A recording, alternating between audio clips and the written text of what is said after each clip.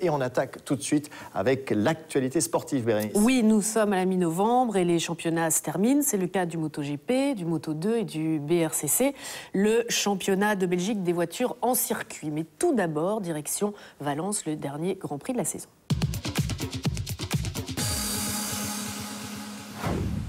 Départ mouvementé lors du dernier Grand Prix moto de la saison en Espagne. La piste est mouillée, mais est en train de sécher. Certains pilotes partent en pluie, d'autres en slick, d'autres encore sont rentrés après le tour de chauffe pour chausser des slicks.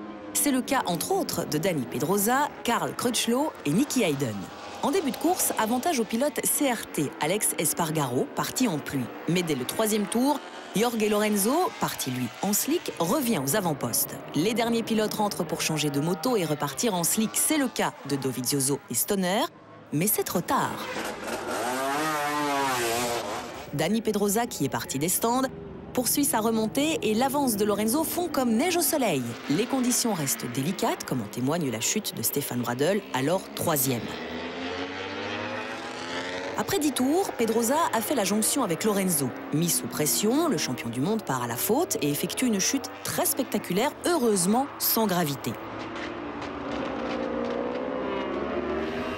Carl Crutchlow, alors deuxième, ne peut, lui non plus, éviter la chute.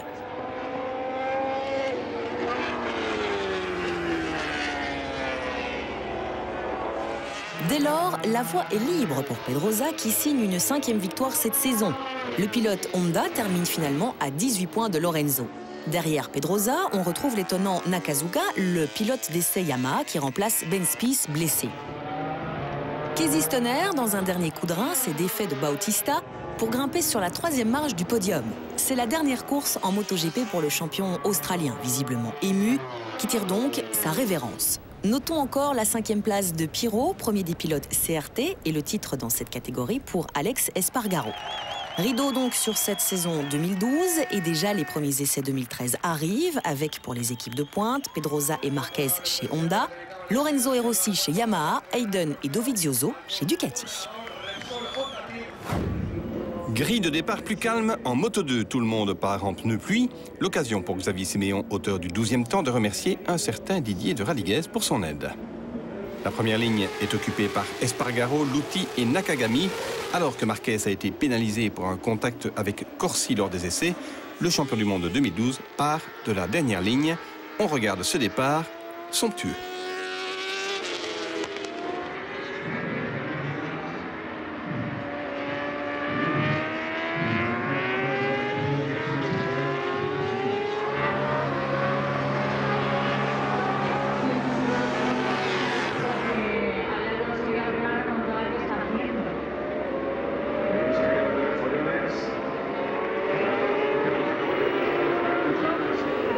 Mais beau départ également de Xavier Siméon qui se porte rapidement au 6e rang.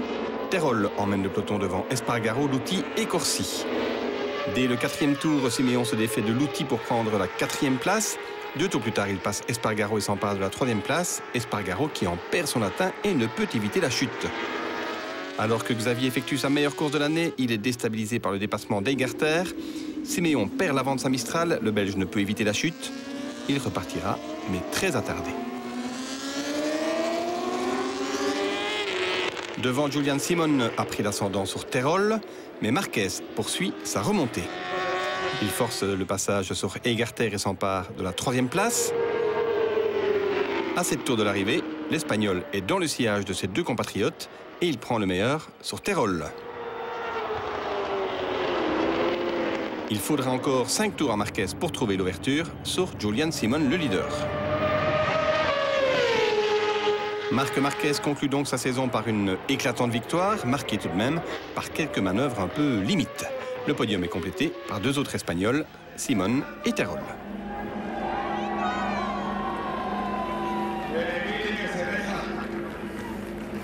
Dernière manche du championnat des rallyes Asaf à Métais avec 138 concurrents au départ, le tout dans des conditions météo délicates, surtout en début de journée. La course débute en division 4 avec le leadership de la Citroën C2R2 de Pierre-Julien Kaufmann qui s'octroie les 4 premiers scratchs.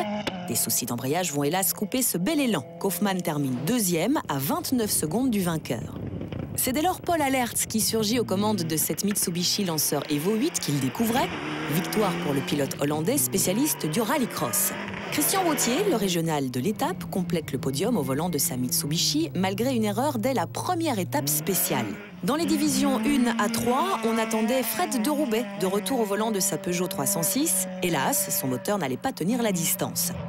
La victoire se joue dès lors entre Mathieu Lapaille et Philippe Castreman, mais Mété n'allait pas non plus sourire à la Peugeot 205 en proie à des soucis électriques.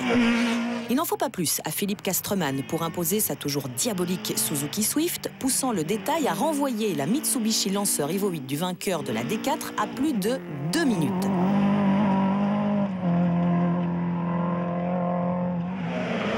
Didier Bosseloir place son Opel Astra GSI au 2e rang absolu et David Schmetz complète le podium avec sa Renault Clio. La catégorie Prov historique regroupait une vingtaine de concurrents. Victoire incontestable pour l'excellent Kurt van der Spinnen au volant d'une très efficace Ford Escort MK1. Mais le titre revient à David Halley sur cette Porsche 911 SC. C'était la fin de saison BGDC à Zolder, l'occasion pour la BMW de Koen De Witt de se mettre en évidence en remportant sa première course de la saison. Une autre BMW aurait pu se mêler à la lutte en tête, mais la M3 de Eck et Blaise, le parti pourtant de la pole position, devait renoncer suite à un accrochage et des ennuis de radiateur. Autre nouveauté, la rapide Honda Civic de Eric Bruynhoog, 2e du général. Habitué des podiums, la VW Golf de la paire Pes-Kevers devait cette fois se contenter de la 3e marche. Notons encore la belle performance comme à l'accoutumée de Capras et le jeune sur cette Renault Clio. Enfin, en BMW Club Trophy, l'invité du week-end de Maxime Martin a su hisser la série 3 U46 qu'il partageait avec Christophe Denève à la tête de la hiérarchie.